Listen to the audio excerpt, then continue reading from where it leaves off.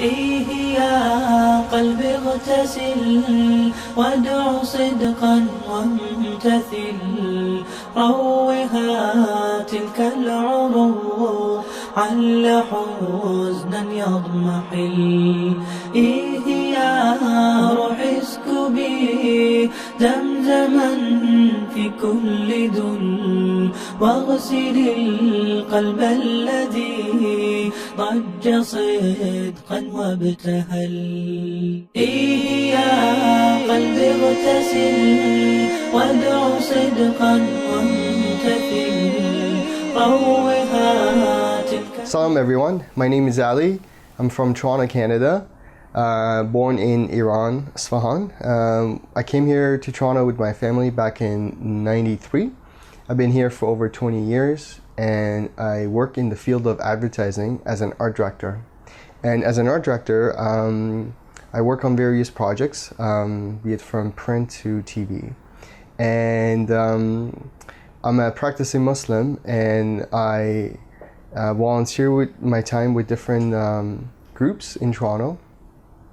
And through what I do, my field, I utilize it to help different groups in Toronto.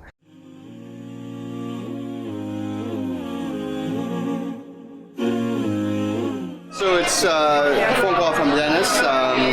Dennis is he's the chairperson for this program called Out of the Cold, which takes place in a church, Yonge and Eglinton area, and they feed the homeless. Dennis has been doing it for 22 years with his crew. So from, I believe, from October till March, they have this program called Out of the Cold, which is a weekly program. I do it on Saturday nights, and it changes from a church to a synagogue to a mosque back to a church. So I've been doing Out of the Cold. This is my second year. House of Hope is an initiative that started with myself and Reza John Vedadi and a few other friends. Basically, we went to Karbala in April, and Reza is involved with many charities, especially with Noor Funds. My name is Reza John Vedadi. I'm a filmmaker based in London, and I was tasked to film some videos for the charity to highlight the situation of the orphans in Iraq. The place we decided to visit because of our logistical locations was the orphans in Karbala. When I went to Arba'in, I was really interested to go and see Noor Funds because I've seen his other documentaries on orphans. So when I went back in April, I asked him if I could go with him to Noor Funds' office. And Ali was there mainly, I suppose, as support, and he really wanted to visit. And the interesting part is, Ali initially wasn't, his name wasn't put down to come with us. Another brother was put down to come. He wouldn't wake up in the morning that we were going to go. And Ali was adamant that he really wanted to come to visit the orphans. He said it's really something important that he wants to do. So I said, okay, go and see if the other brother, if he's coming or not. If he's not, then we have enough space in the car. I can take one other person, you can come with us. So he went up, he tried to wake up the other brother who didn't wake up. He was fast asleep in the hotel room. And that's when it was, I suppose you can say, destiny for Ali to attend and come with us. And I think truly Allah moves in amazing ways, because it's Ali's passion that came into this campaign that we decided to start after visiting the orphans. We saw different families, 3 families to be specific, and that really affected me and changed my life. From then, my perspective on just my life in general back in Toronto. Myself, Reza, and other friends, we decided that, you know what, we need to do something about this.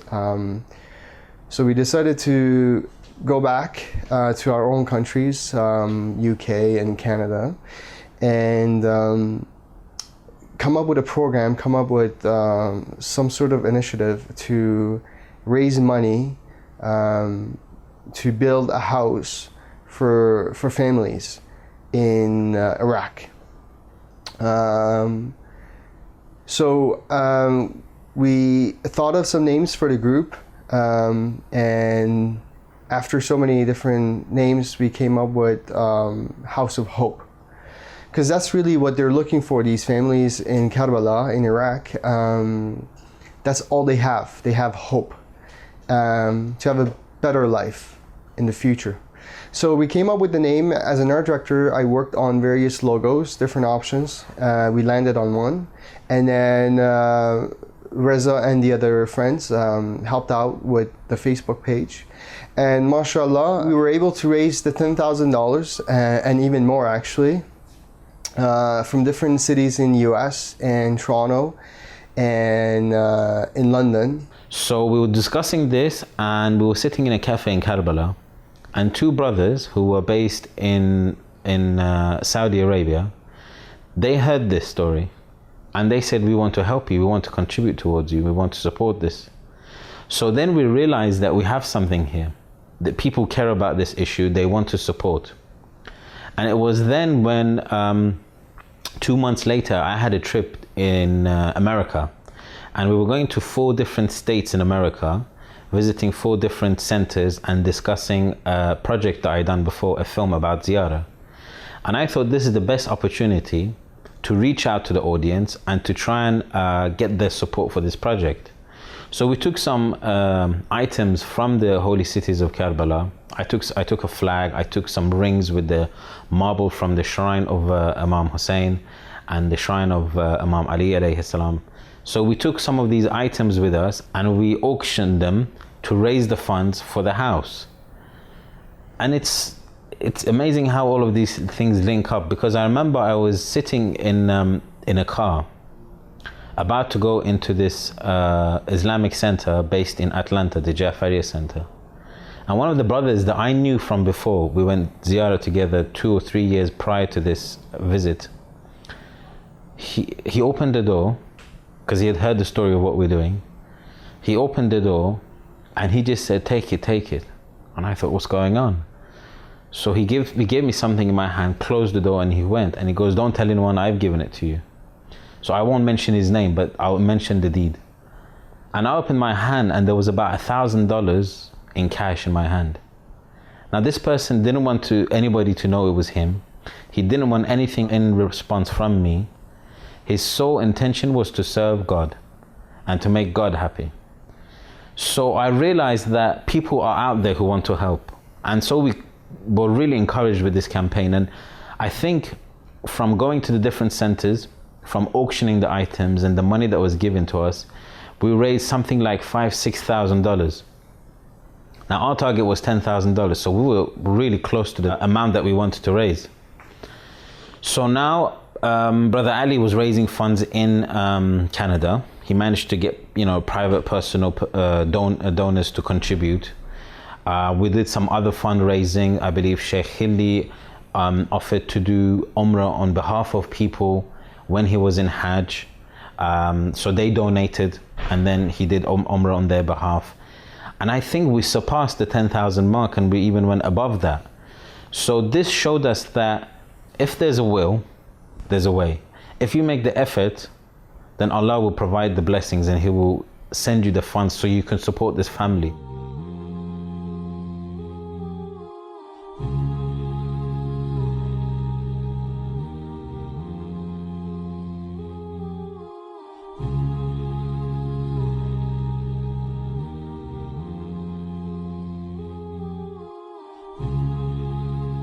Okay, so now we're inside the church in the basement, and in the background is the kitchen where the volunteers come an hour before the doors open, and they prepare food. Whatever the food is for tonight, they cut it up and get it ready. And then we have tables for the guests. So the guests come in, they get numbers. As you can see, we have beds on each side. So a lot of our guests they don't have a place to live, so they're literally homeless. So when the doors open, they register and they get a number if they want to sleep over. So they come down, they pick a bed, put their number down, and then they sit down for dinner. And then when it's dinner time, they line up and they get served. And the dinner is always great. It's very healthy. And then after dinner, there's dessert. And then after that, they dim the lights and then the guests go to bed. Following morning, there's new volunteers and they serve breakfast. They get subway tokens and then they're gone to the next shelter for the next meal. Every time I work with the Muslims charities or with the Christian charities, I feel really good about myself. I feel connected. I feel like when I'm talking to the needies, when we're feeding the homeless, for example, it feels really good to help somebody else. And I feel connected. I feel in peace. And it's like every time you don't commit a sin, you feel like you're connected to God more, you're closer to God. It's that kind of a feeling. And you want to do more of it. But I feel like the more I do, the more I feel closer to God.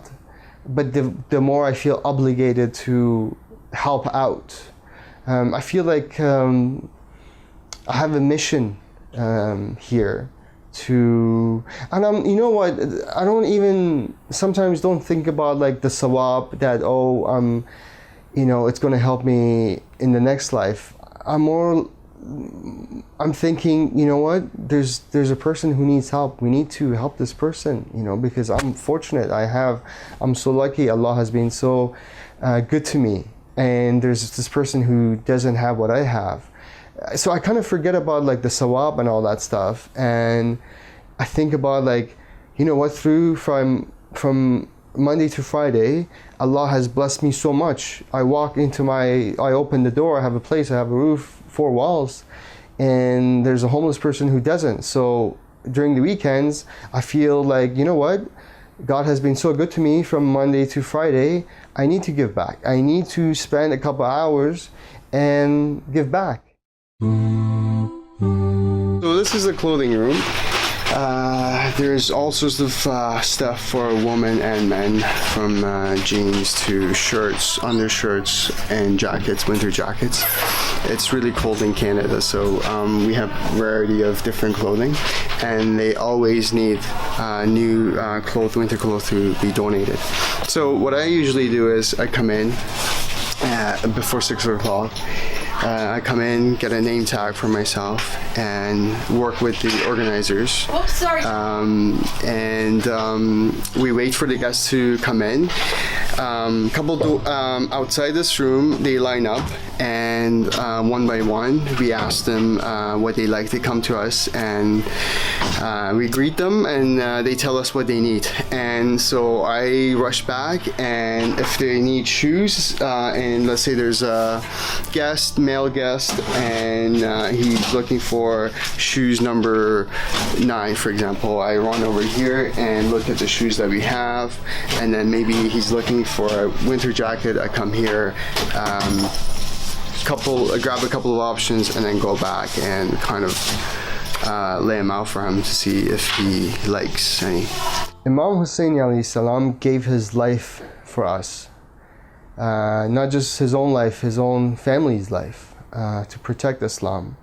The Islam that we have is because of Imam Hussein alayhi salam, and he sacrificed everything through his blood, through his message.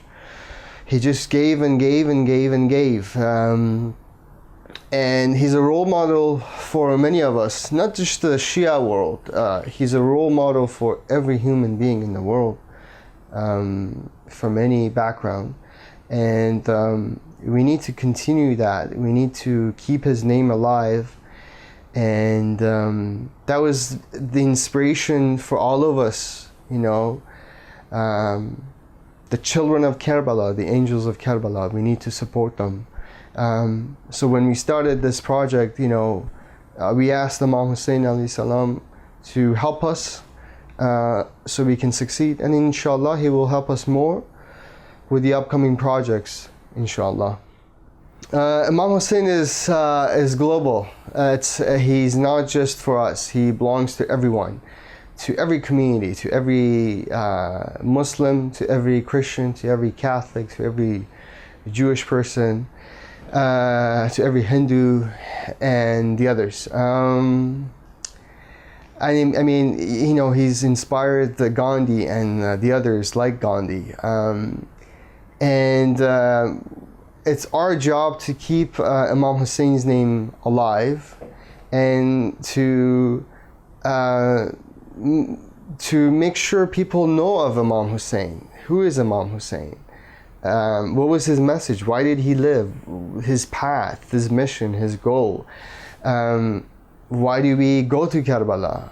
Why do we do the charities that, you know, we do? Like back in Toronto, when I came back from Karbala, you know, that also inspired me to do more volunteer work, to do more charity work. So in Toronto, I work with the Muslims in Toronto, but I also volunteer with the Christians. And I do it because of, you know, we need to give back. No matter if the person is Muslim or not, we need to give back. We need to help each other. And what I do when I'm with my Christian friends and when I'm volunteering at a church, I try my best to show my best side, the Islam that we should be portraying to others, not the Islam that they see in the media. So all I can do as a Muslim is try and be good, show my good side, so they can see, oh, you know, Ali is a Muslim, you know, he's not like the other Muslims that we see in the media. And I really like that. Inshallah, I want to keep doing that. And I encourage other Muslims to volunteer with other Muslims if you can, or with non-Muslims, so we can encourage non-Muslims to see the beauty of Islam through us, through our good actions. And inshallah, through that, they'll see the message of Imam Hussein, you know. We do this for Imam Hussein. So inshallah, they can see that. But we all need to do that, especially this age, this time in the world that we live in right now. We all love Imam Hussein alayhi salam. And every time I come here, I really count my blessings that this is more like a reminder to me of how fortunate I am in my life. That's how I think of it. I come here as a reminder of how good I have everything in my life, alhamdulillah. But obviously the Ahlul Bayt inspire me and a lot of us, and I just try to do my part as much as I can, and that's about it. Because at the end of the day, you got to give back to the community that gives you so much, and we always need more volunteers. And the people here are so kind, from different backgrounds, different race, different color, and they just come in and volunteer and do good. All the three families really touched me because they all have different stories. But what really touched me was the first family that we went to visit. They live in the end of Karbala, in the suburbs, in the middle of nowhere. And what really touched me was how in the land of Karbala, families, we have families that are they have nothing and live in the suburbs of Karbala at the very end, where it's just desert, and you have the odd house. So we went to this one family, and it was really an eye-opening for me, coming from North America, coming from Toronto, where, you know, we have everything, and to see a family with a single mom with kids who just live in this tiny house that's just it's just mud walls. no proper water, no proper bathroom, nothing is proper. And all they have is hope. That really touched me. And then we went to see other families. I remember this one kid. We went to see this one family with 2 or 3 disabled children, and a single mom. This little boy named Hussein, deaf, blind, couldn't talk, couldn't see. That really touched me. And you reflect on your own life, and you feel like, wow, I'm here for a reason, and I need to do something about this, you know. And how is it that in Karbala, in the land of Imam Hussein alayhi salam, people live like that?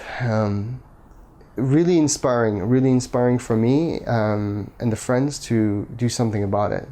I'm really fortunate to have gone to Karbala and to have visited Noor funds and to see the orphans, because now I appreciate so much about everything I have. I think God wanted me to go there and to see the orphans and reflect on my life. Every time I walk into my own place, my house, I open the door and I'm reminded to thank God for every blessings that I have, and to complain less. Wallahi, we shouldn't complain. What we have is nothing compared to the kids and the families in Karbala, not just Karbala, but everywhere in the world. And one story that I have, the first time we went to Noor Orphans Funds, we met this girl named Ruqayya. Beautiful little girl with her mom, orphan. Their dad had passed away.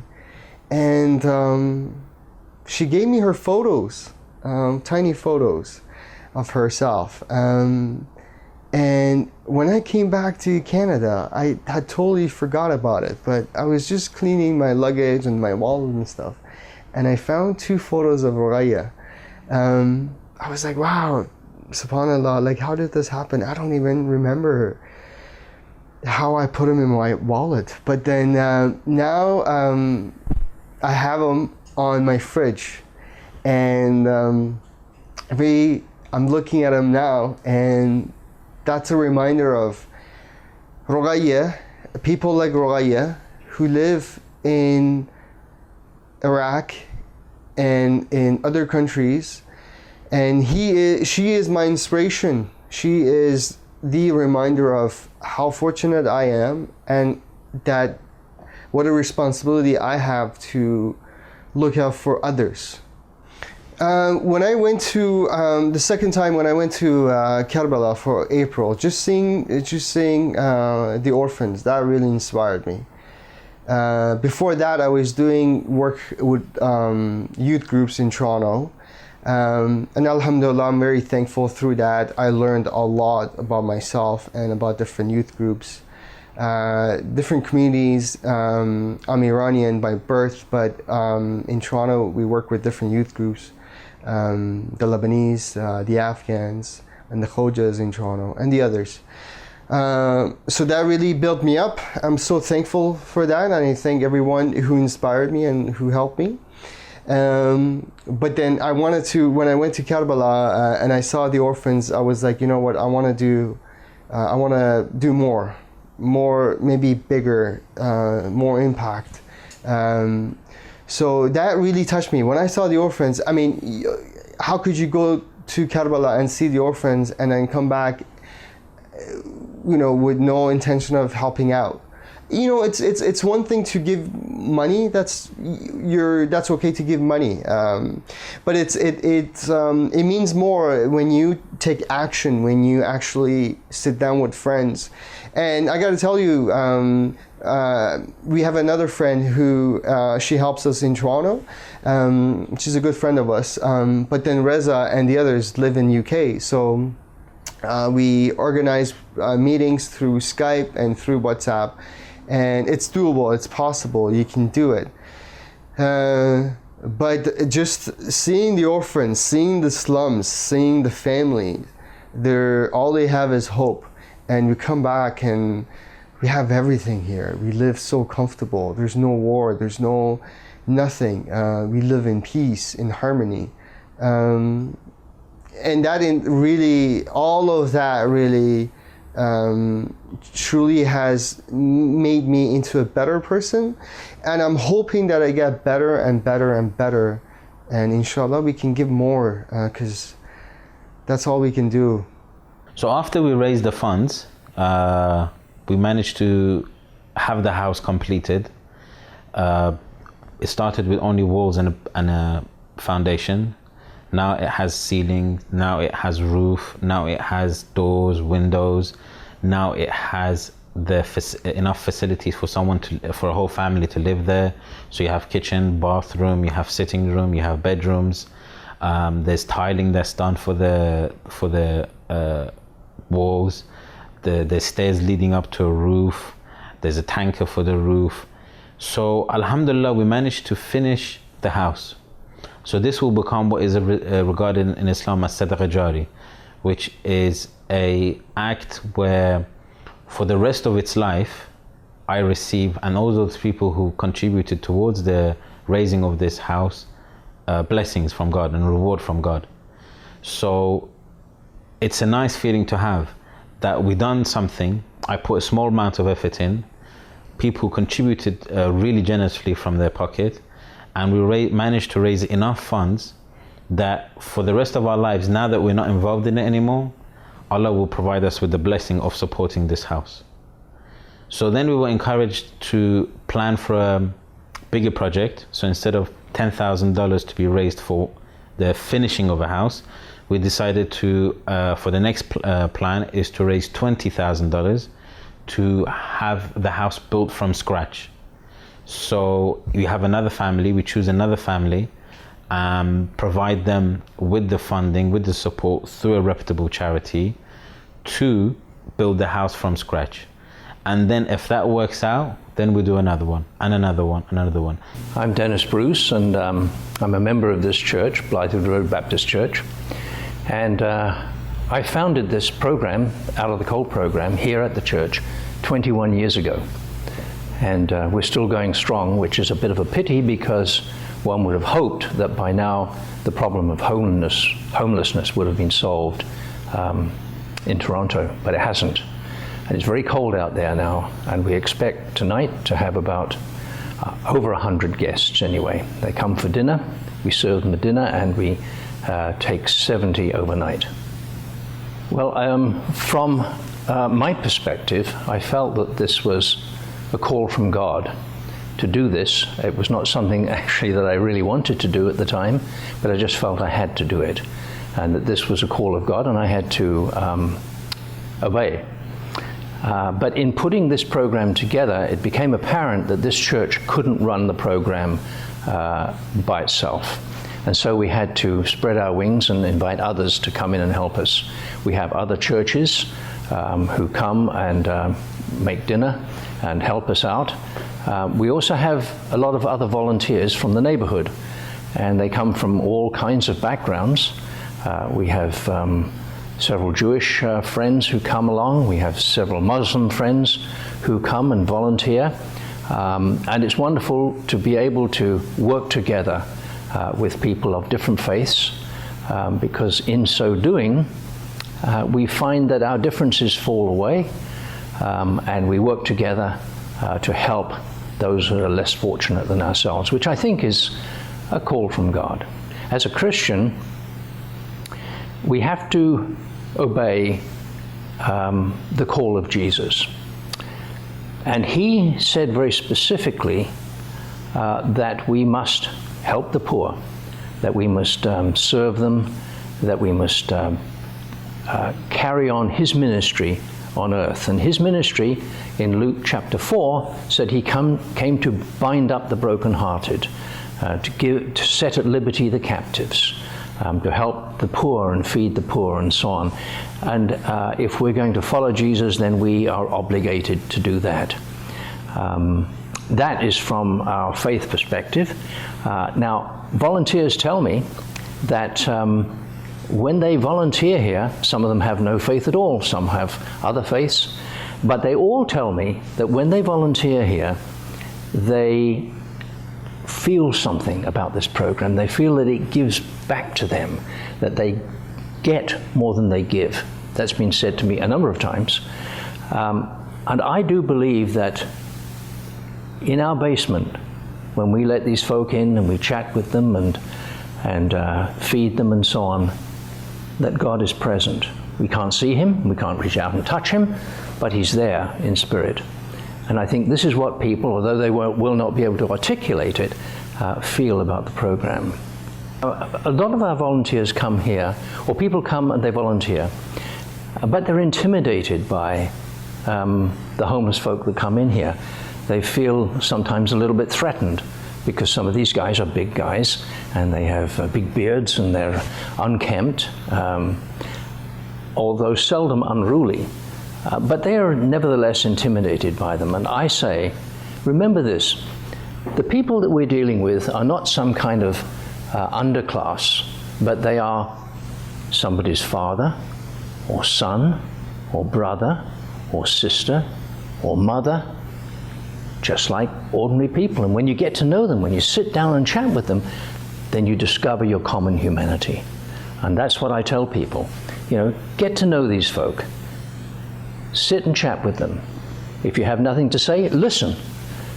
Listening is a great thing to do so that the person feels that you're engaged with them, because on the streets, they are nothing. They are nobody, and people curse them and walk by them. So to acknowledge them as human beings, to learn their names, to sit down with them, maybe have dinner with them, is a revelation to a lot of our volunteers. I look forward very much to going back to visiting the family that we built the house for. I would love to go in and have lunch with them. I think that'd be so exciting to sit down and have lunch with them, or tea, because I just want to sit down and talk to them and see how their life is like now. They have a house that they can call a house, you know, it's theirs now. They have walls, they have a roof. And inshallah, we can meet with the other family and see the land where we're gonna build the next house. So inshallah, we'll get invited, and inshallah, we can continue doing this good work. And we look forward working with everyone who's watching this, inshallah. Please help us, we need your help. But I look forward to going back, inshallah. Imam Hussein, inshallah, will invite all of us to go. I don't think for us it's important that we may be doing 10, 15, 20 houses a year, because at the moment we're not at that stage. For us it's important that we're doing something. It's important that when we go to ziyarah, when we go to visit the imams, we don't come back and just get on with our lives normally. We have to come back and make extra effort in whatever it is we want to do. So if it's charitable work, we have to go out and actually do charitable work. If it's to be a good person when there's hardship towards us, you show kindness, and so forth and so on. So in this case, it's the charitable work that we're trying to emphasize the most.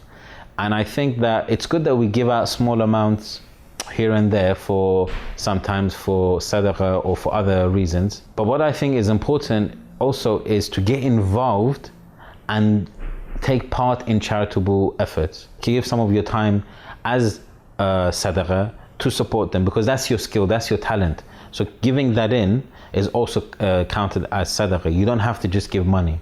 Allah has given everybody an ability. You utilize it to support the charity that you want to support. That's the message that we want to give from this program. That's the message I think we want to give just in general by House of Hope.